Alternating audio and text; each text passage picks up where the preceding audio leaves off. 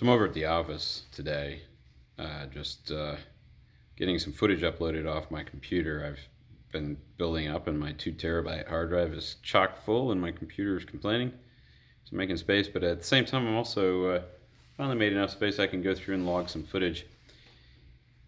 Jefferson, one of my two mentors, who does some work for me now, came up a couple days ago, and he's working on some projects for work. But 2 evenings we pulled out the camera gear and got my kids in line and um, worked on reshooting the work that I did last week, with what I published last week. Um, so I guess this is a bit of a reflective. I was hoping to have something to show, but I'm really in the middle of it, and I want to just talk a little bit about what I feel like I'm learning through this experience.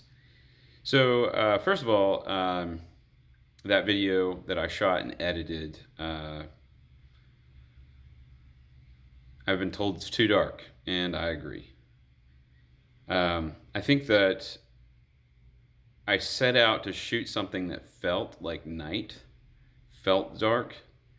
I wanted it to feel dark, and I imagined that what I wanted it to look like to give that feeling, and I feel like what I accomplished was actually kind of what I set out to do.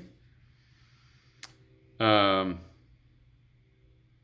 I don't think it actually gives the feeling I imagined it would. I think that when I watch it, I feel a little frustrated. Like, what am I looking at? I can't really tell what's happening.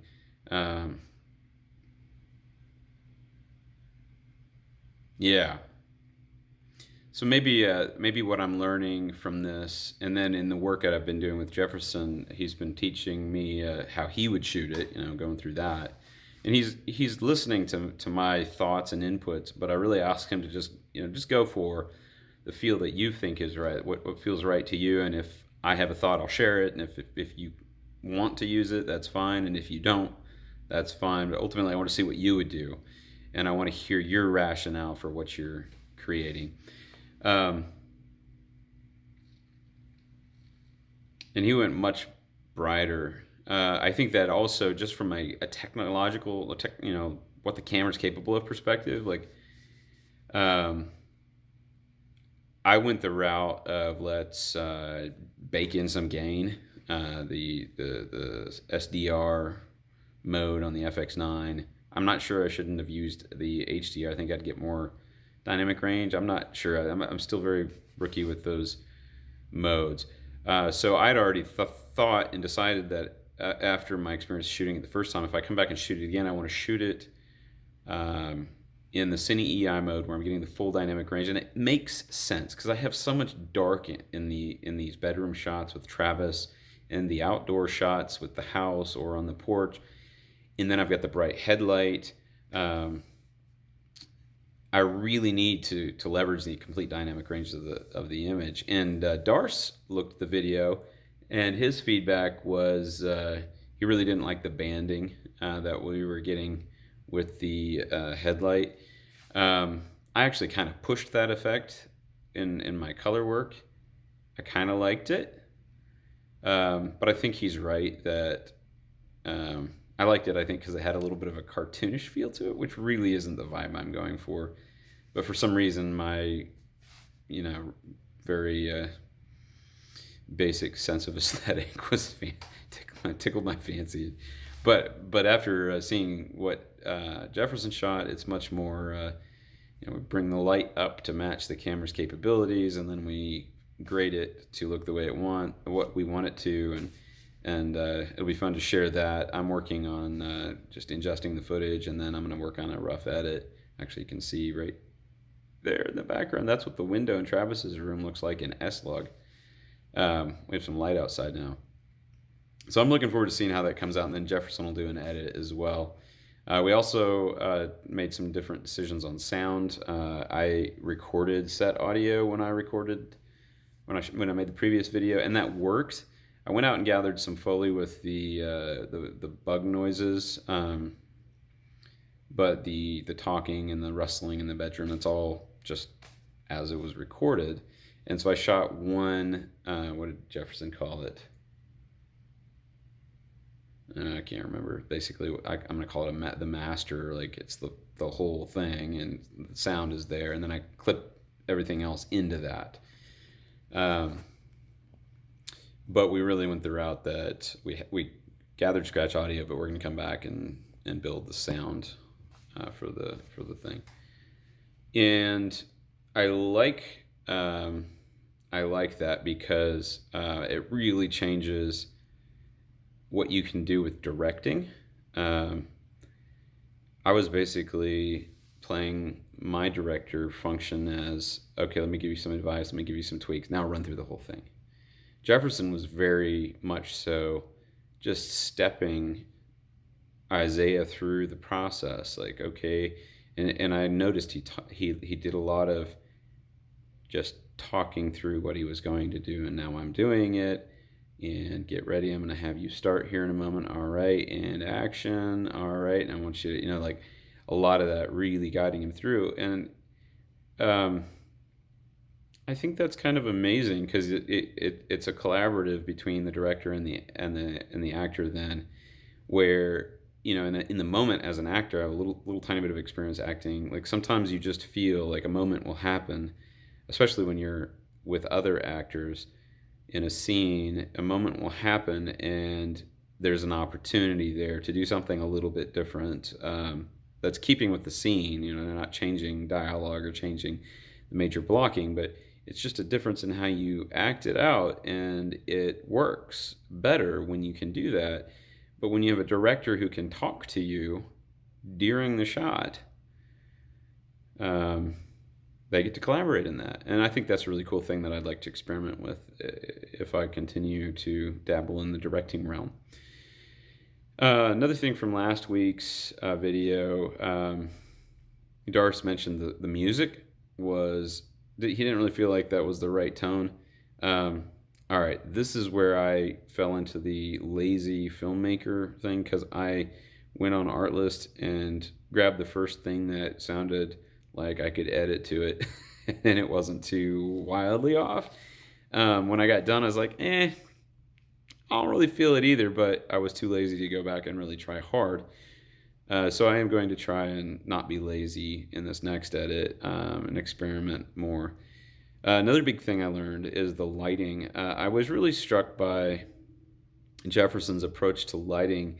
He wasn't so concerned about continuity and technical correctness of, like for me, if I shot from one side and the light was coming from a specific position, when I shot from the other side, I had to have the light coming from that same position. Like to me, that was a technical imperative for the sake of continuity. But Jefferson didn't limit himself that way. I also we have a covered porch that we're shooting on, so the moonlight would only, in the rarest of occasions, if the moon would have to pretty much be visible through the window of those shots. Like where he took the faux moonlight from, moonlight would never do that house. And I'd kind of leaned into that a little bit. Like he actually put his lights in more or less the same position I did to simulate moonlight. But he used a hard light. I'd used a massive soft light and really cranked it down because frankly, I was scared to really lean into the aesthetic.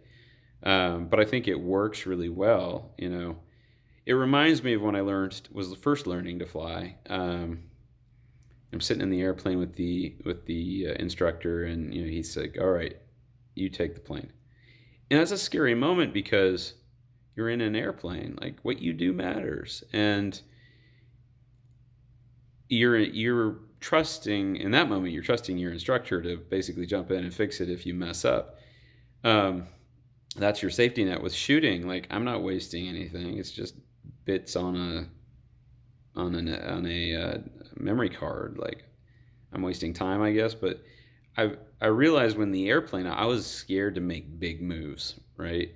There's this maneuver called the Dutch roll where you put massive aileron and rudder control in, and you learn to do it in a coordinated way to help you learn how the airplane responds. You have to kind of push it in order to find how it works. And I was scared to do that. It took time for me to trust my instructor that I could make mistakes and learn from them. And I think with this lighting thing, I feel like it's the same thing. Like my safety net's not an instructor per se now, although I have my mentors that I can show my work to, and they can say, I like this, I don't like that. Try it again. Um, but even if I didn't have them, like nobody's gonna crash and die just because I'm make a mistake with lighting. But I should push it. Be more aggressive. Don't be scared to find the limits of what gives you the aesthetic you're going for, and don't be constrained by the rules. You're making an image that should create a feeling. You're telling a story that should entice and delight the user, or the user. Sorry, it's my software engineering side, not the user, but the listener. So that was something I'm still processing and looking forward to experimenting with. I haven't reshot. Well, I did reshoot my exterior scenes, and I experimented some with the lighting, and I didn't like it. And maybe that's a good example of me already. Like, go ahead and push it and see what happens. But I want to go out and do it some more and see if I can reshoot that bit and find an aesthetic that works with the rest of the stuff Jefferson shot. I think I've also had the same problem when it comes to color grading. Like I feel like I really don't know what I'm doing. It's true, I don't. But there's all these controls, and they have an effect. And push it to where you want to see it. And I've done that every now and then. But then somebody's like, don't like that, and it kind of like scares me off. And I stay close to the shot image. Then I'm scared to push the limits. I like. Uh-oh. I have a phone call coming in. I like to crush the blacks, and I'm a little embarrassed by that sometimes. And I don't think it's actually the look I want to go for, because the films that I think are most beautiful don't do that. But for some reason, I think it feels like artistry, cheap artistry to me, and so I'm drawn to that. But to learn to push the limits and then really judge myself whether or not I've achieved the look I want is something I want to learn.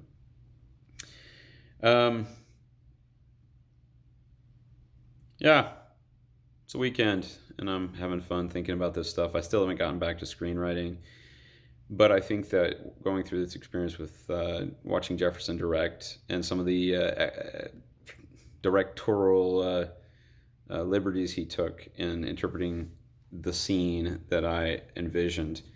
Nothing he did felt offensive to me as a writer, felt like he was going against what I envisioned. What I felt like he did was really leaned into the humanity of what the scene would actually be and represented what I was trying to do, but at a deeper level than I envisioned it. And so I think that's another thing I want to take. I realize that my engineering mind, I think as I'm writing and also as I'm shooting, I'm thinking about, well, what's the most efficient way to get from this story point to that story point? And darn, he went slow. Like directing Isaiah out the window took forever for him to get out the window. But it feels like the way a real person, at least more like the way a real person would go about doing this scene that I wrote. And I was getting impatient. I was scared. I think I was scared, and I was hiding behind the technical correctness of my decisions rather than looking for what would be aesthetically pleasing, what would be emotionally compelling.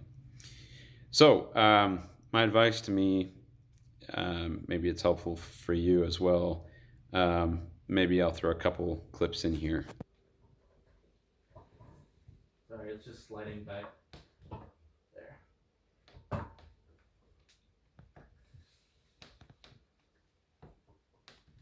Things you learn with janky setups. It doesn't look janky, I promise.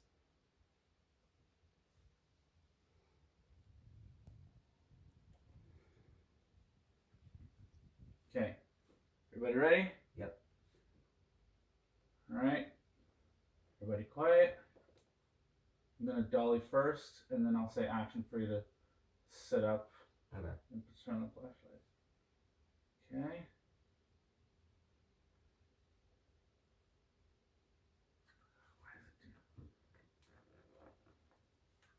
Okay. Dollying.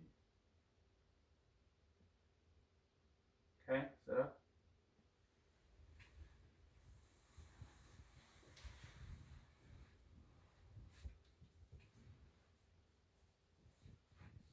Noise behind you?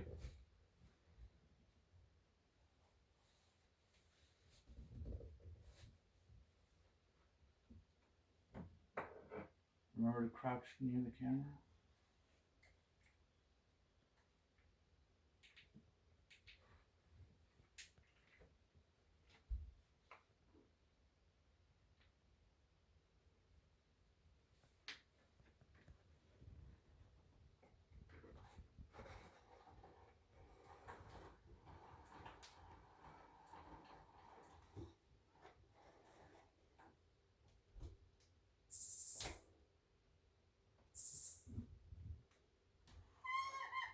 Pause for a sec, hear a sound.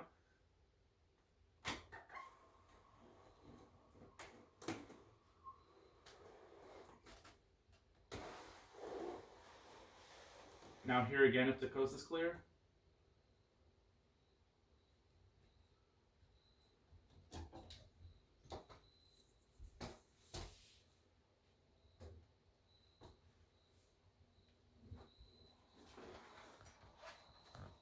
Before you walk out, for 5 seconds, hear if the coast is clear before you step out.